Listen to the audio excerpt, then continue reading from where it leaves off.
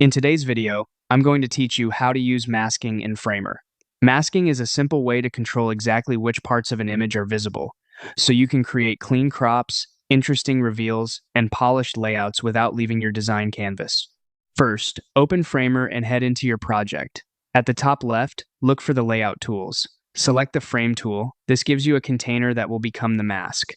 Click and drag on the canvas to draw a frame. Don't worry about getting it perfect on the first try. You can refine the size and position in a moment. It helps to keep your frames organized by placing them where you want the visual focus to be. Next, bring your image into the page and position it inside that frame. You can drag an image from your files directly onto the canvas and place it over the frame, or move it in the layers so it sits within the frame container. If the image seems to float above everything, just make sure it's nested inside the frame. Nesting is what sets you up for proper masking. With both the frame and the image in place, resize as needed. Use the corner handles to scale and drag to reposition. Holding Shift keeps proportions consistent while scaling, and you can nudge with arrow keys for precise placement. Aim to make the frame roughly the shape you want for your final crop. Now look to the right-hand panel and open the Styles section.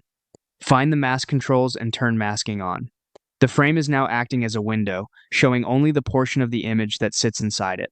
Adjust the frame's width, height, and position to refine the visible area. You can also tweak alpha to control transparency, which is great for subtle overlays, and rotate to angle the mask for a more dynamic look. If the subject isn't centered, simply move the image within the frame until it feels right. That's it, your image is cleanly masked in Framer, ready for use in your layout or animation.